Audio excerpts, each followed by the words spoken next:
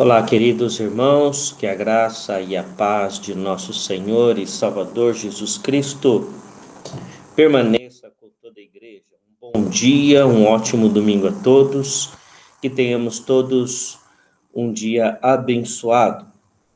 Nós estamos gravando a nossa lição, que será transmitida na escola dominical e ficará à disposição depois na nossa página no YouTube e também no Facebook da nossa igreja. E aí as pessoas poderão visitar e assistir a aula, você poderá divulgar esse link para outras pessoas, né? Então nós vamos começar com uma oração nesse momento. Vamos orar ao Senhor. Santíssimo e eterno Deus, nós pedimos ao Pai que a tua bênção siga conosco na ministração desta aula e que o teu Espírito Santo possa intervir poderosamente para que as pessoas recebam a tua palavra e compreendam o que ela nos ensina, o legado que ela nos deixa, o que ela quer nos dizer nesse momento, a vida da igreja, a vida de todos aqueles que estiverem ouvindo esta gravação. É no nome santo de Jesus que nós oramos, agradecidos. Amém. Amém, queridos irmãos. Vamos projetar a tela da lição de hoje. Um cafezinho fresquinho. Estão servidos? Brincadeira à parte, vamos lá para a nossa aula de hoje.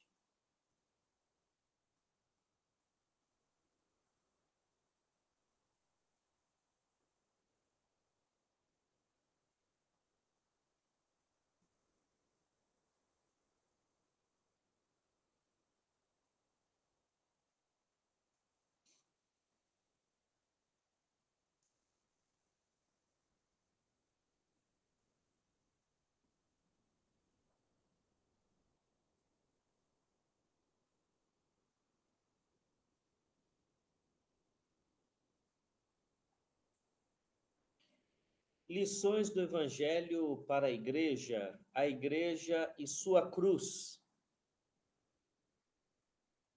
Lição 5, Marcos 8, de 34 a 38. Vamos fazer a leitura do Evangelho.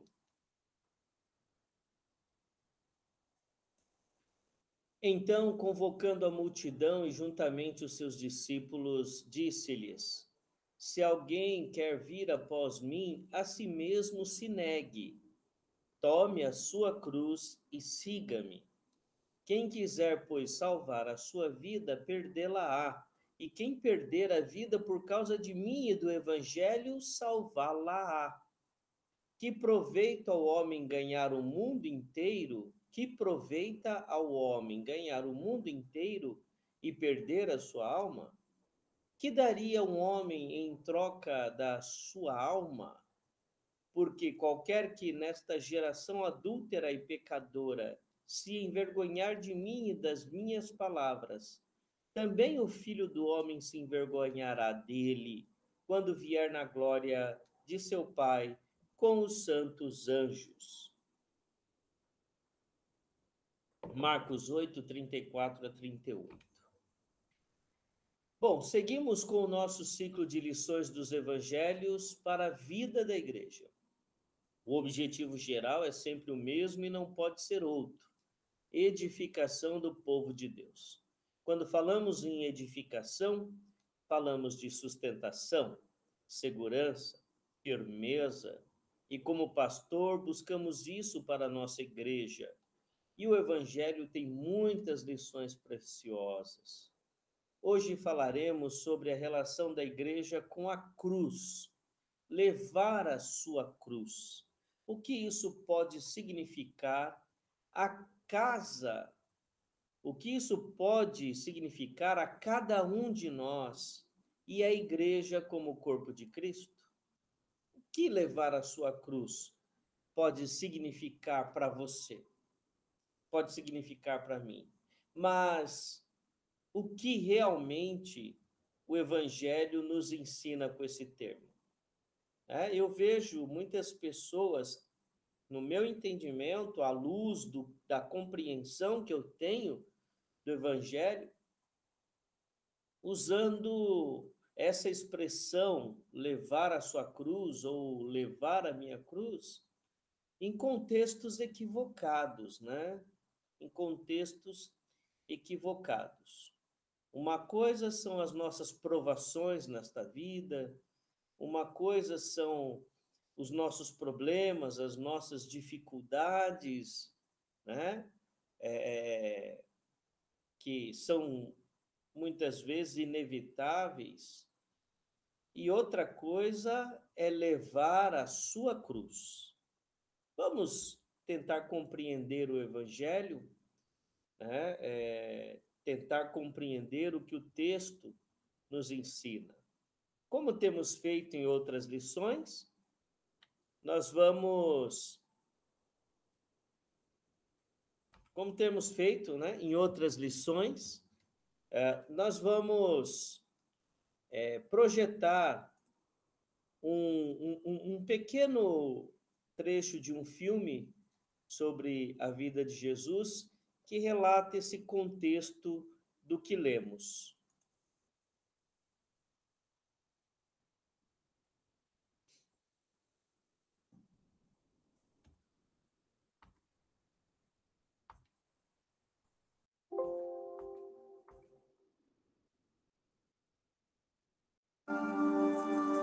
É necessário que o Filho do Homem padeça muitas coisas, e seja rejeitado dos anciãos e dos escribas, e seja morto, e ressuscite ao terceiro dia. Senhor, tem compaixão de ti. De modo nenhum te acontecerá isso. Para trás de mim, Satanás, que me serves de escândalo. Porque não compreende as coisas que são de Deus, mas só as que são dos homens. Se alguém quiser vir após mim, renuncie-se a si mesmo. Tome sobre si a sua cruz e siga-me. Porque aquele que quiser salvar a sua vida, perdê-la-á. E quem perder a sua vida por amor de mim, achá-la.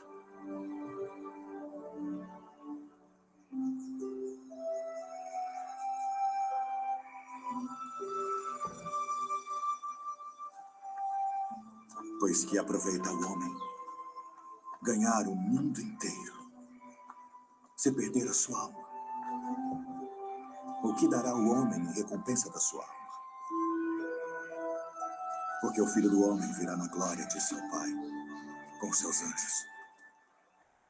E então dará a cada um segundo as suas obras. Em verdade vos digo que alguns há dos que aqui estão, que não provarão a morte, até que vejam vir o Filho do Homem no seu reino.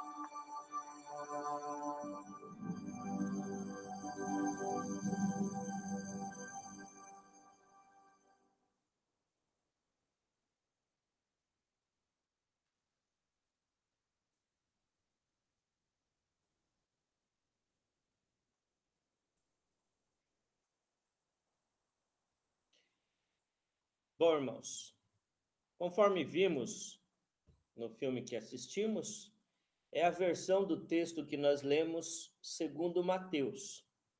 E aquela filmagem, aquele vídeo que nós vimos, ele pega a passagem anterior a que nós lemos e a passagem que nós lemos. E é importante para que a gente compreenda, né, um pouquinho o que Jesus estava falando ou queria dizer, né? Então, nós vamos falar agora sobre a cruz, né?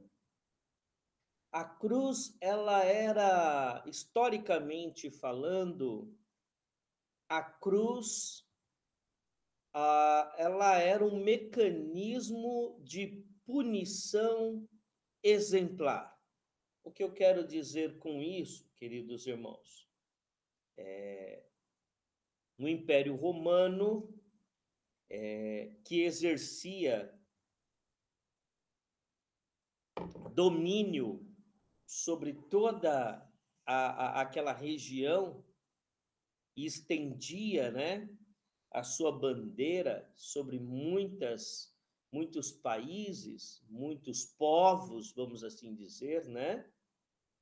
A gente ainda não tinha essa compreensão clara como temos hoje de país, mas podemos falar povos, né?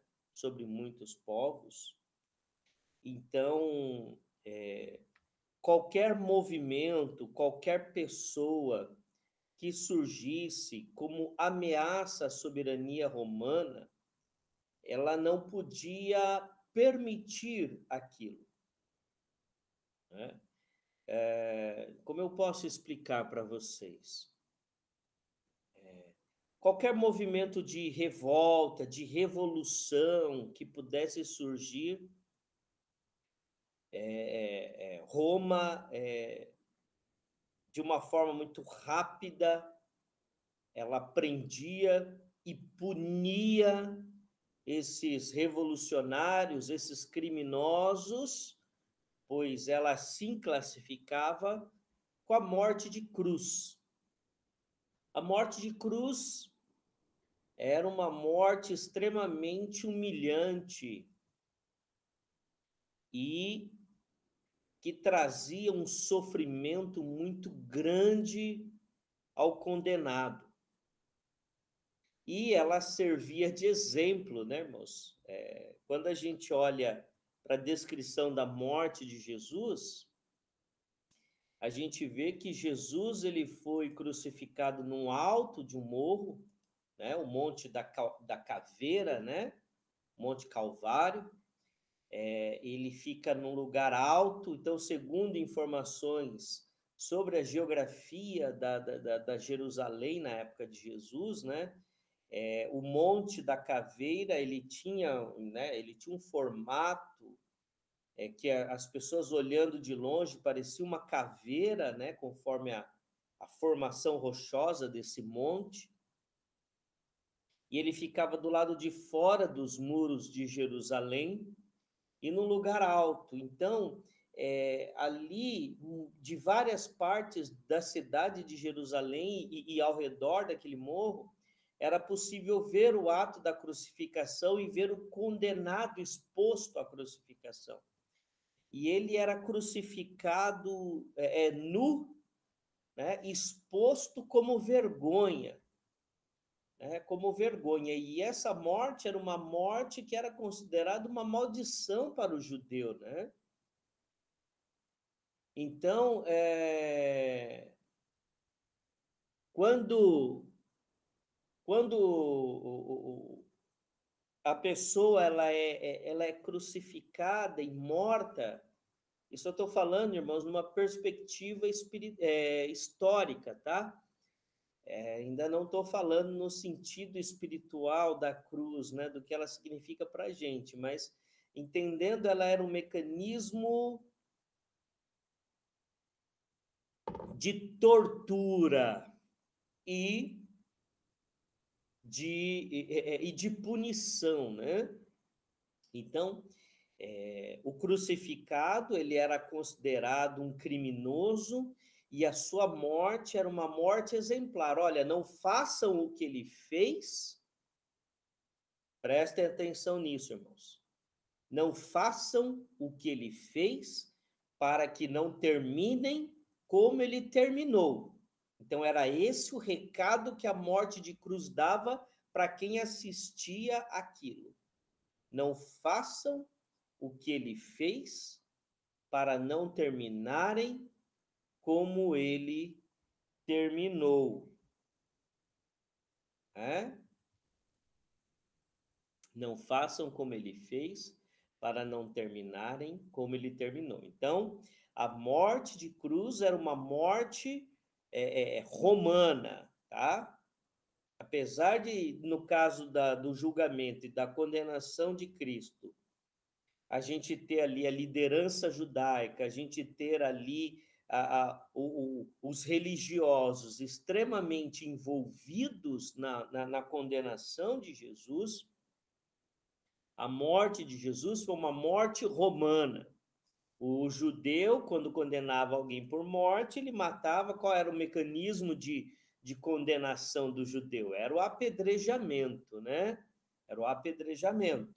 Nós temos alguns casos que deixa claro isso, quando aquela mulher adúltera é trazida para Jesus, né? Os judeus queriam apedrejá-la, né? Estevão foi apedrejado, né?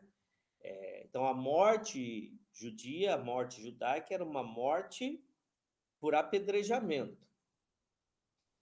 A cruz, a crucificação, era uma morte romana. Tá? Uma morte romana. E, como nós dissemos,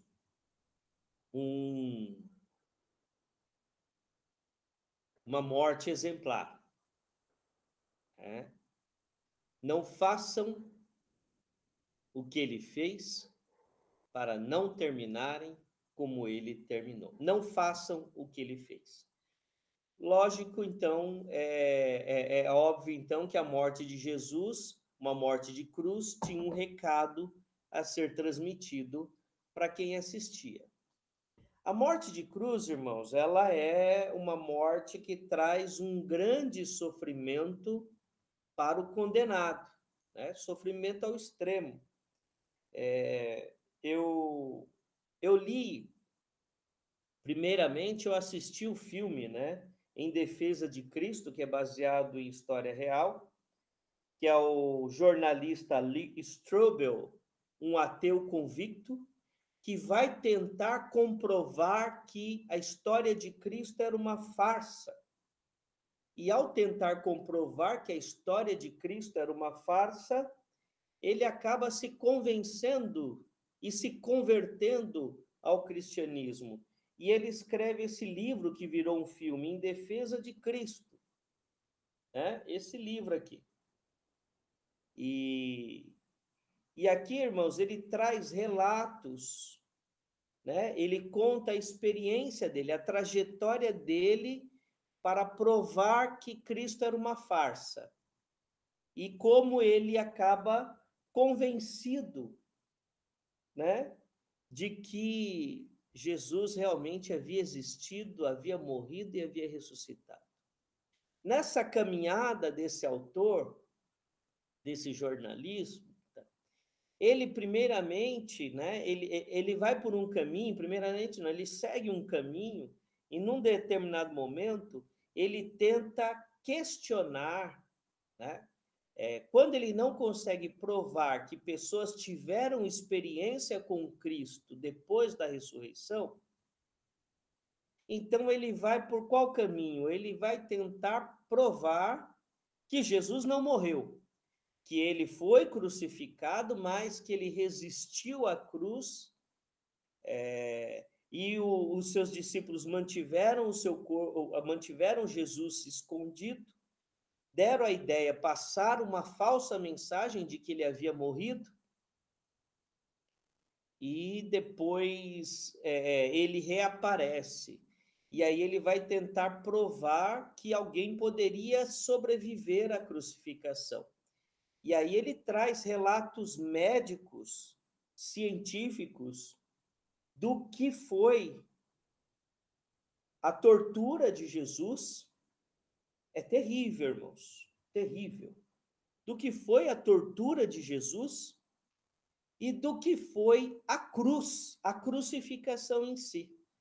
Né? Então, quando a gente lê esse livro, quando a gente toma pé do que era uma crucificação romana, do que era a tortura, o açoite,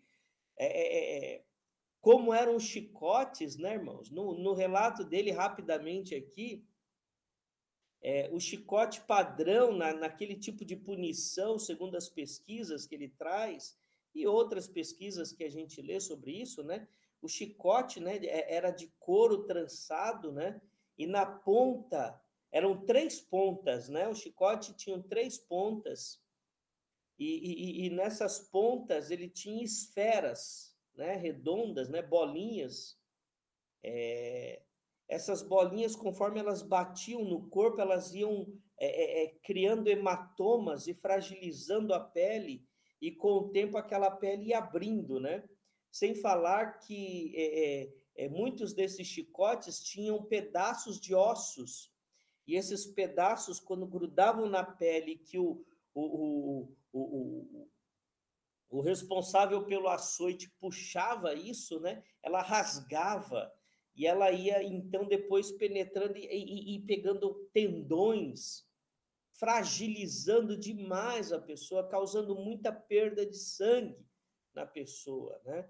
Então, era um ato cruel, um ato de extremo sofrimento, e depois a crucificação em si, e aí ele acaba convencido nas suas pesquisas que um homem, uma vez crucificado, não tinha como sobreviver, né? Vamos ver aqui um relato breve sobre isso, sobre a crucificação, né? Prestem bastante atenção, queridos irmãos. Jesus é crucificado. Neste ponto, outro fenômeno ocorre.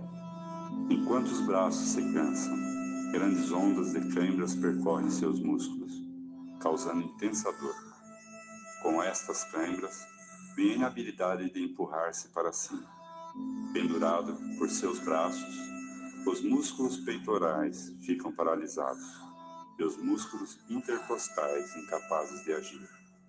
O ar pode ser expirado para os pulmões, mas não pode ser expirado. Jesus luta para se levantar a fim de tomar fôlego. Finalmente, dióxido de carbono é retido nos pulmões e no sangue, e as câimbras diminuem.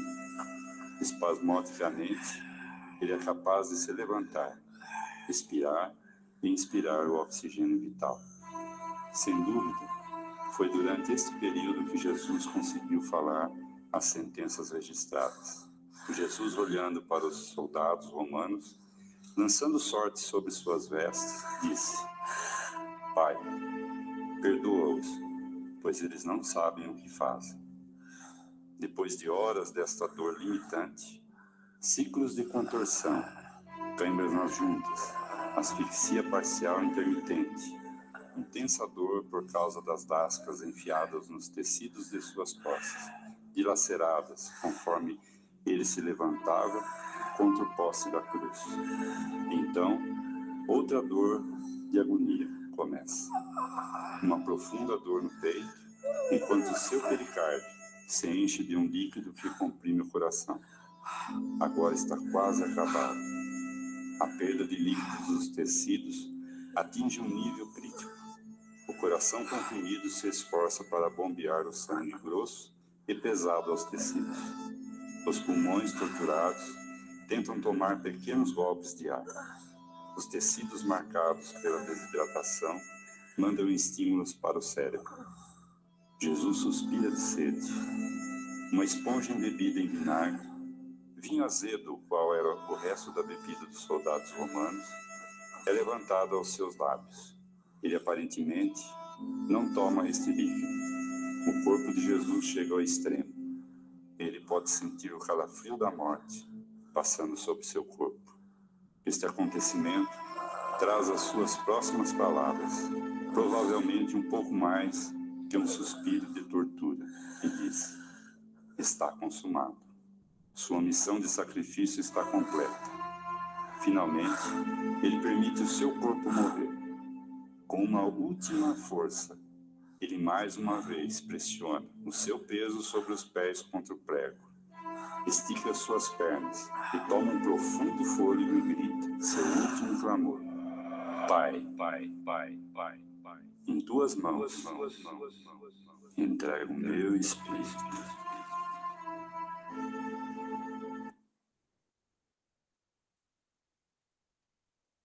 Pois é, irmãos, nós vimos aqui nesse vídeo, né, um pequeno relato, né, a partir de uma visão biológica do que estava acontecendo com o corpo de Jesus. Jesus veio em forma humana. O próprio apóstolo Paulo nos ensina, né, que Jesus veio como homem, nascido de mulher. O que isso quer dizer?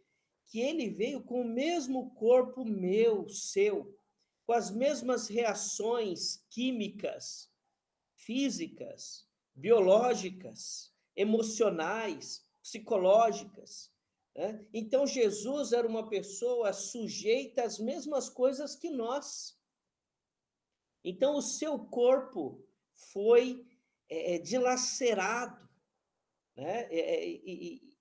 Então, quando a gente lê, quando eu fui lendo os relatos de um médico, né, nesse livro aqui, sobre o processo de, né, de tortura, os açoites, né, que Jesus foi submetido, né, as chicotadas e os efeitos disso.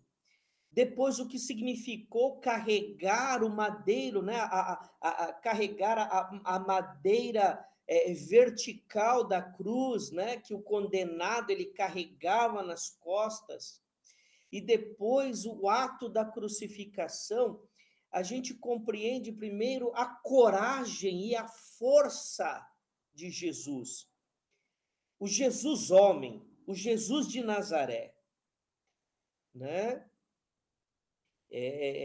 E quando a gente vai compreender, né, um outro livro que a gente buscou informações, né, Cristologia, de Oscar Cullmann, né, Cristologia do Novo Testamento, e a gente também deu uma olhada aqui nesse livro, Cristianismo Básico, de John Stott, né, e o próprio Evangelho, né, a nossa principal e maior fonte sobre Jesus Cristo, né,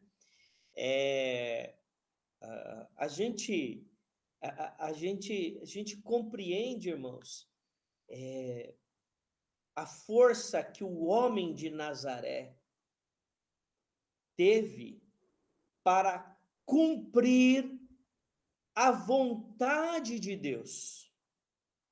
A vontade de Deus, o plano de Deus precisava ser cumprido num corpo humano. Alguém, um ser humano, precisava ser forte e estar comprometido. Prestem atenção nessa palavra, irmãos. Precisava estar comprometido a ponto de que o seu corpo fosse colocado à disposição do plano de Deus para a salvação da humanidade.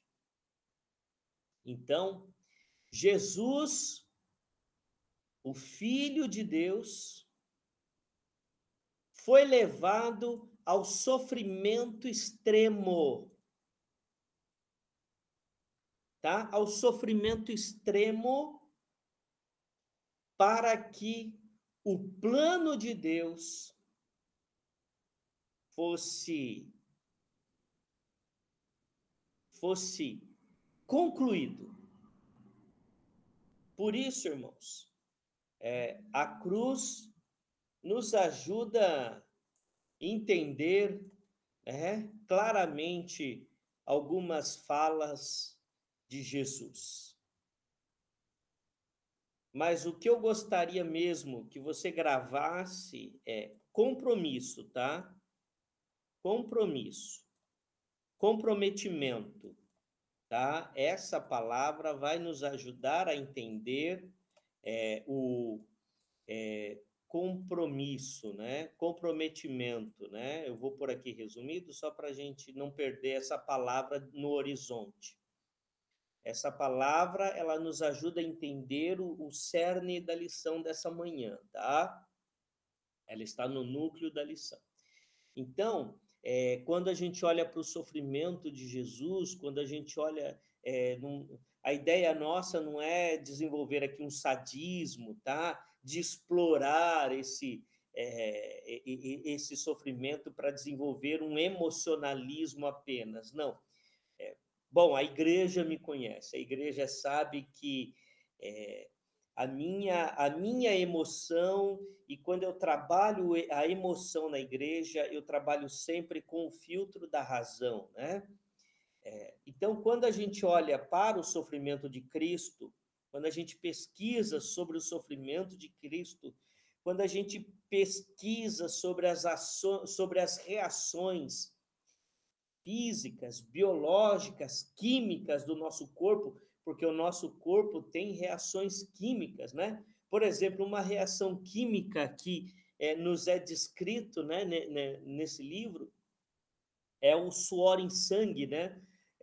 E aí o autor, né, o médico, ele vai explicar o que acontece no nosso corpo, né, o que pode ter acontecido no corpo de Jesus devido ao grande momento de aflição que ele vivia ali no Getsemane, né, antes de ser preso.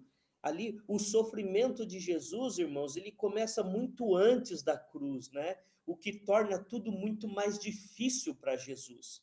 Então, há uma reação química no seu corpo que pode misturar o suor com sangue, né? É muito rico tudo isso, irmãos. Então, para quem quer se aprofundar, para quem quer compreender um pouco mais, eu recomendo esse livro, né?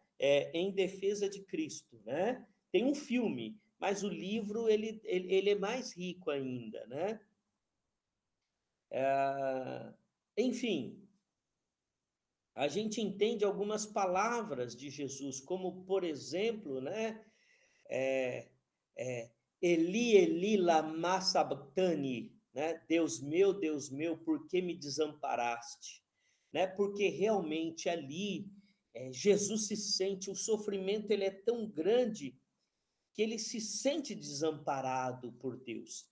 E eu creio, irmãos, espiritualmente faz todo sentido Deus ter ali, naquele momento da cruz, ter desamparado a Cristo para nos amparar, né? Porque Deus estava dando o seu filho em troca do nosso resgate. Olha que coisa linda, olha que coisa maravilhosa, olha que coisa preciosa. Eu fico até emocionado, eu fico, né, quer dizer, Deus na cruz, ele estava entregando o seu filho por nós. Queridos irmãos, eu vou ser bem sincero a vocês. Eu amo a igreja. Eu amo todos vocês. Eu acho que eu entregaria minha vida pela vida da igreja. A minha vida. Mas uma coisa eu tenho certeza. Eu não entregaria nenhum dos meus filhos pela igreja. Não. Não entregaria. Eu estou sendo sincero com vocês. Se o resgate da igreja custasse a minha vida, eu tenho quase certeza que eu entregaria minha vida pelo resgate da igreja. Mas se o resgate da igreja custasse a vida do Paulo, ou da Milena, né? Ou do Danilo, né? Não é o meu filho, mas hoje já faz parte, né? É como se fosse, né? Mas eu não entregaria. Eu não entregaria, né? Eu não entregaria. Ou da Andresa, né? Filha da minha mulher, não entregaria. Entregar o Paulo e a Milena para o resgate da igreja. Não. Não. Não tem como. Impossível. Impossível. Deus entregou o seu filho. Deus entregou o seu filho para resgate da sua igreja, para o meu resgate, para o seu resgate. Olha, queridos irmãos, que mensagem maravilhosa Deus estava nos passando. Por isso, Cristo ali naquele momento, ele disse: Deus meu, por que me desamparaste? A gente entende uma outra frase de Jesus: Pai, perdoa-os, pois não sabem o que fazem. Porque a sua vida, o sentido da sua vida, o sentido do seu sacrifício, o sentido dele ser fiel a Deus a todo instante, é para que a humanidade alcançasse, ou melhor, fosse alcançada pelo perdão de Deus. Tem muita diferença isso, irmãos. Quando eu digo eu alcancei o perdão de Deus, dá a falsa ideia de que eu fiz algo para alcançar, que eu fiz algo para merecer. Não, tire essa ideia da sua cabeça, pelo amor de Deus. Você não fez nada para merecer o perdão de Deus. Você não fez nada, eu não fiz absolutamente nada para merecer a graça de Deus. Eu não fiz esforço algum para alcançar a graça de Deus, para alcançar o perdão de Deus. Tire essa ideia, porque essa ideia é perigosa. É uma ideia que muitas vezes pode ser semeada por Satanás. Eu não fiz nada. Por isso, não é a humanidade, não é a igreja que alcançou o perdão de Deus. O perdão de Deus é que nos alcança. O perdão de Deus é tão grande que alcança até este que vos fala. Este ser tão miserável, pecador, mesquinho, mas a graça de Deus, o amor de Deus, o perdão de Deus foi tão grande que me alcançou. Tá? É isso a graça de Deus. É algo que vem em nossa direção, que nós não temos como alcançar, mas ela nos alcança. Pastor, com que base diz isso? Jesus mesmo disse, quando Pedro fala de salvação com ele, Jesus disse: ao homem isso é impossível. Então Jesus já disse: a mim a salvação é impossível. Aí Jesus conclui: mas a Deus tudo é possível, até a salvação desta pessoa aqui é possível para Deus. Tudo é possível. Tá? Então, na cruz a gente entende algumas coisas. E por fim, a frase, para mim, a mais forte, são duas, né? Está consumado, está feito, né? Através do meu corpo, da minha vida, Jesus estava dizendo: está consumado o seu plano, Deus. Nas tuas mãos eu entrego o meu espírito. Então a gente percebe que na cruz fica evidente o comprometimento de Jesus até o último instante. A cruz e o seu significado espiritual. Né? Quando a gente olha para o contexto judaico, a gente percebe que o sacrifício é algo que está sempre presente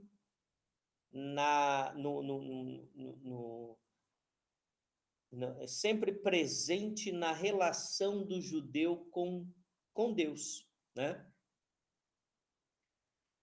O sacrifício como remissão dos pecados. Quando a gente olha para Jesus, para João Batista, né? Quando a gente lê João Batista nos dá uma informação muito interessante. Quando ele olha para Cristo, quando ele está ali batizando, e Jesus vem em sua direção, e ele olha para Jesus, ele tem uma revelação maravilhosa do Espírito Santo. Ele olha para Jesus e ele diz o quê? O que ele diz sobre Jesus? Eis o Cordeiro de Deus que tira o pecado do mundo. Então, essa frase de João Batista, ela traz a dimensão espiritual da vida de Jesus e da cruz, da crucificação. A crucificação é o sacrifício final. Jesus, ele se torna, ele aceita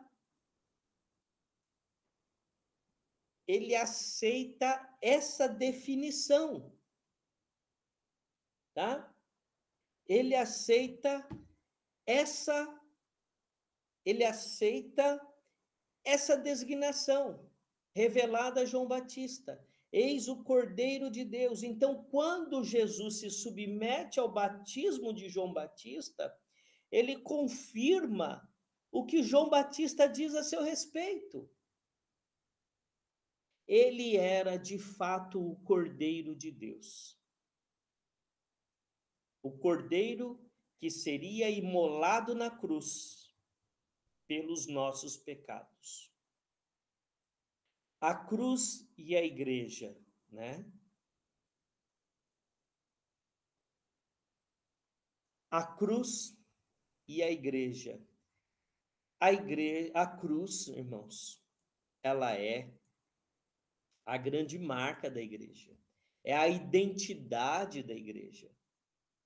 É a identidade de igreja. No nosso templo, nós temos ali, né, ao lado, na parede, ao fundo, né, ao lado do templo, nós temos uma cruz grande ali, vazia, mas nós temos a cruz.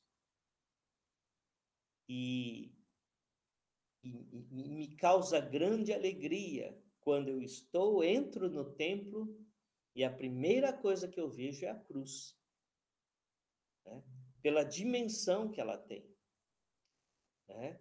Na cruz, os nossos pecados foram redimidos.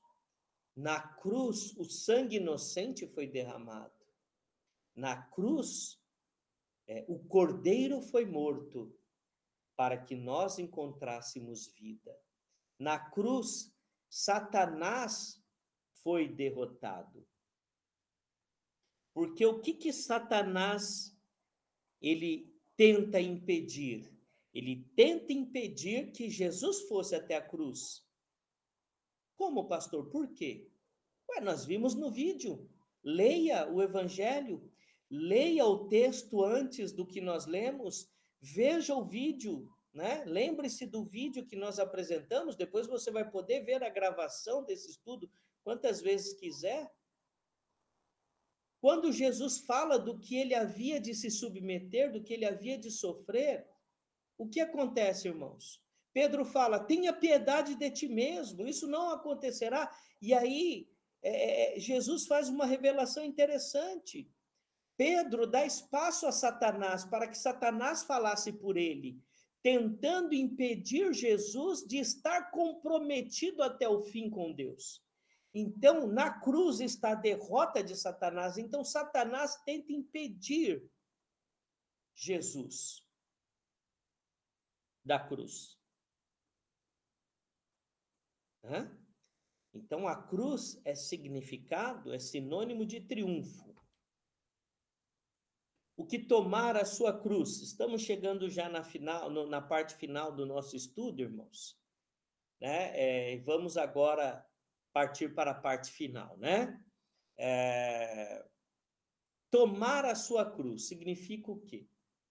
O contexto da fala de Jesus é um contexto de comprometimento, irmãos. Tá? Lembra que eu falei para vocês guardarem essa palavra? Então, quando Jesus fala, aquele que quiser vir a mim, vir após mim, negue-se a si mesmo, tome a sua cruz e siga-me. E quando nós olhamos para o momento da crucificação de Jesus, a tudo que Jesus se submete, e que no ato final da crucificação, minutos antes da sua morte, Jesus diz, está consumado. Né? Então, as palavras de Jesus, né? Entre as 7 palavras da cruz, nós temos 3 que nós destacamos agora. Pai, perdoa-os, pois não sabem o que fazem. Né? Então, a questão do perdão. Depois Jesus diz, está consumado. E por fim ele diz, Pai, entrego nas tuas mãos o meu espírito. Então a gente percebe o quê? Um Jesus comprometido até o último instante com o projeto de Deus, com o propósito de Deus que estava se cumprindo através da sua vida, através do seu corpo. Então, é comprometimento. Aí nós ouvimos às vezes, fulano é minha cruz. É comum a gente ouvir isso, irmãos. Claro que a pessoa fala com toda a inocência possível, mas eu já ouvi mães que têm o seu filho, que causa grande tristeza, grande sofrimento, às vezes por conta de drogas, e aí a pessoa diz, ai, o meu filho é a minha cruz. Ai, o meu esposo que bebe, né, alcoólatra, é a minha cruz. Às vezes, né, um parente, um ente querido doente, numa cama que você tem que cuidar, que você tem que tratar, e aí você diz, ah, essa situação, esse fulano é a minha cruz. Está certo isso? Não, não está certo, tá? Ninguém é a sua cruz. A sua cruz não é um marido, a sua cruz não é um filho, a sua cruz não é uma esposa doente, a sua cruz não é um esposo doente, a sua cruz não é um filho adicto, né, viciado, a sua cruz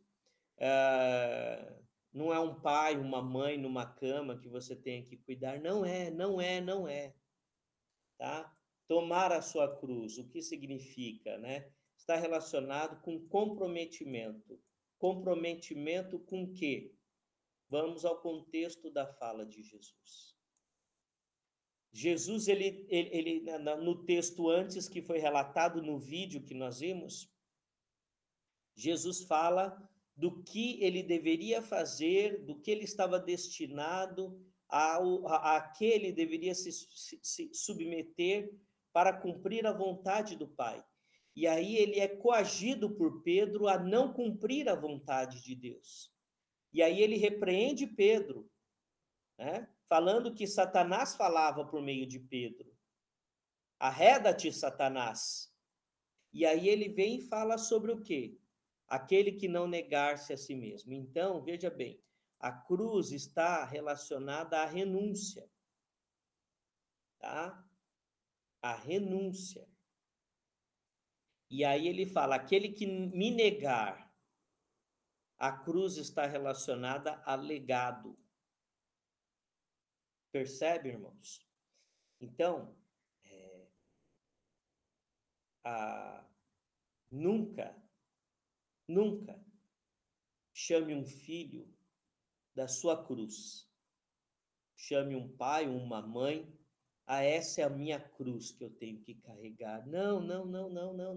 Biblicamente, teologicamente, espiritualmente, isso está errado.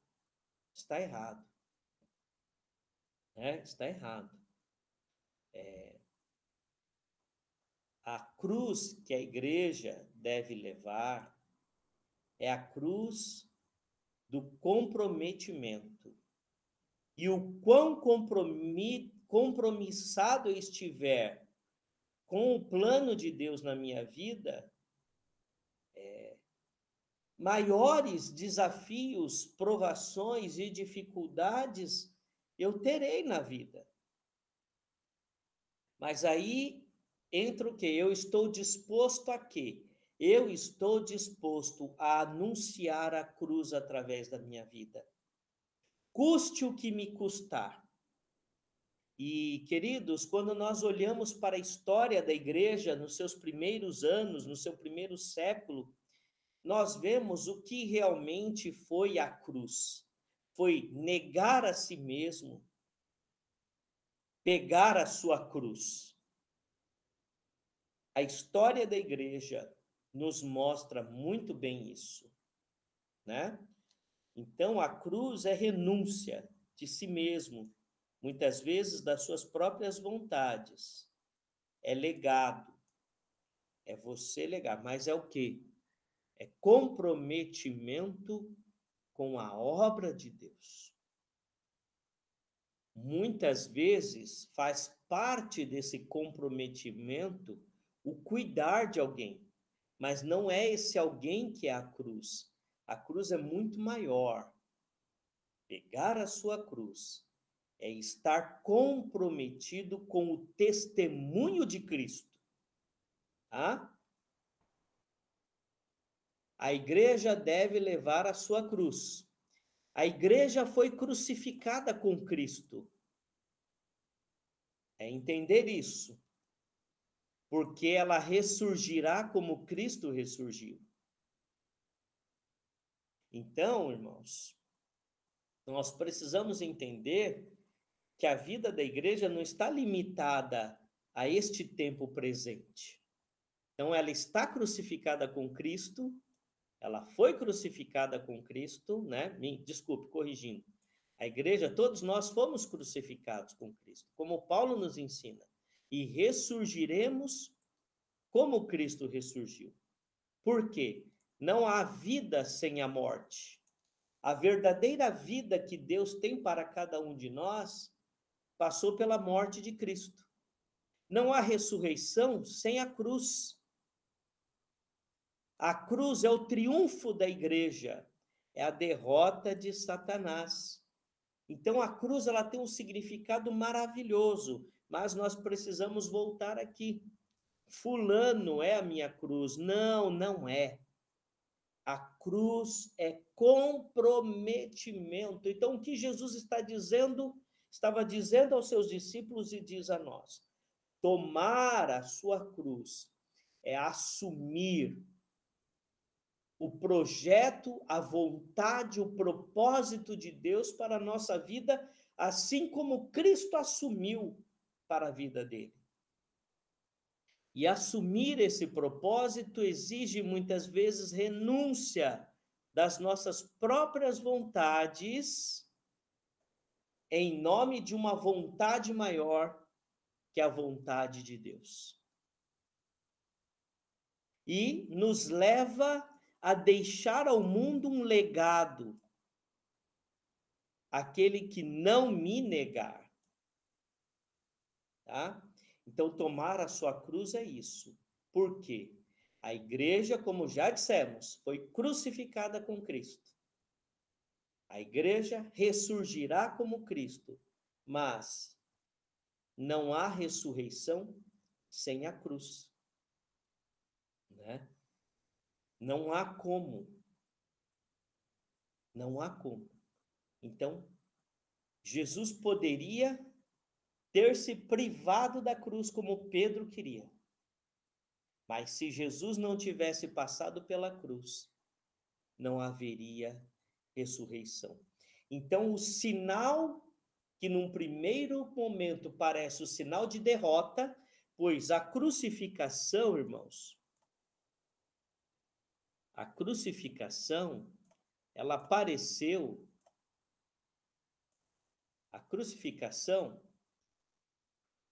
ela apareceu, num primeiro momento aos discípulos, aos seguidores de Jesus, como derrota.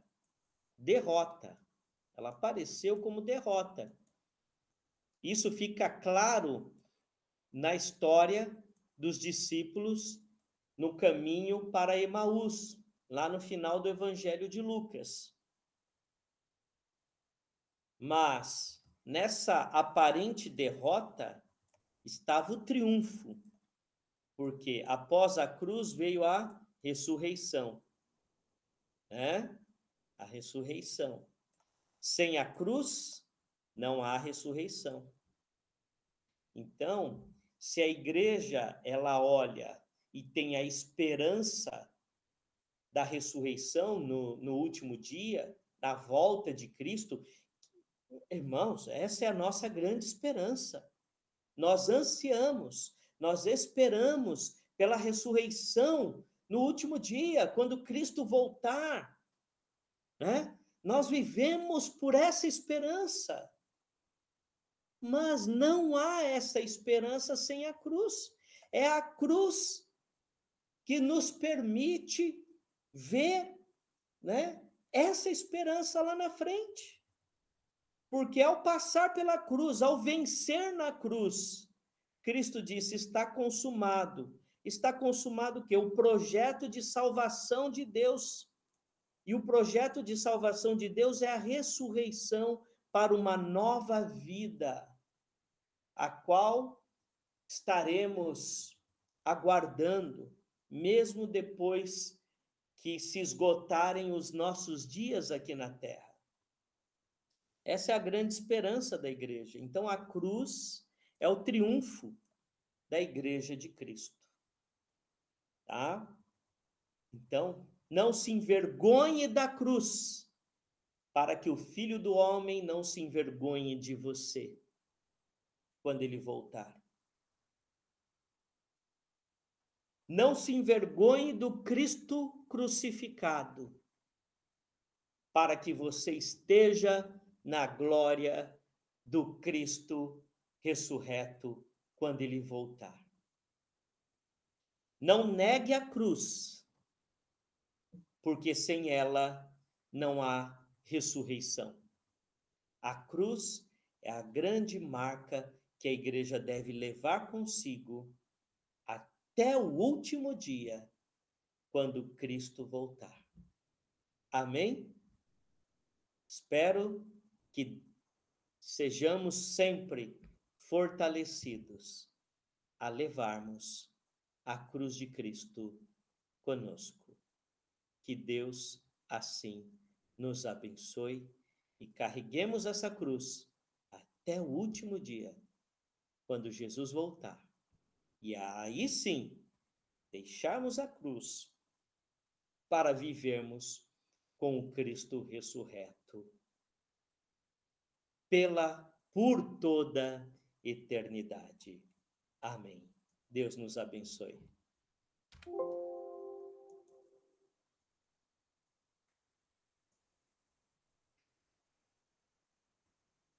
Queridos irmãos, essa foi a nossa pequena contribuição para a igreja nesses dias de pandemia, nesses dias de isolamento. Que esse estudo possa ser aproveitado ao máximo por você. E lembre-se, lembre-se,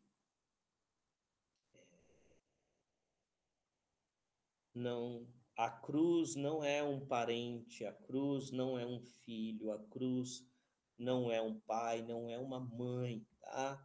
Se você tinha o hábito de dizer isso, tire esse hábito dessa sua vida, tá bom? A cruz, ela é o comprometimento com o propósito de Deus, com a vontade de Deus, com o plano de Deus para a sua vida. Bom, então, levar a cruz, tome a sua cruz, leve a sua cruz, é estar comprometido com o Evangelho. É não negar o Evangelho. E essa cruz nós levaremos até o final, até o momento em que estivermos diante do Cristo ressurreto. Aí sim, ele trocará a nossa cruz pela glória eterna. Aleluias! Glória a Deus! E é isso que nós esperamos. Vivermos um dia com o Cristo ressurreto em sua glória eterna.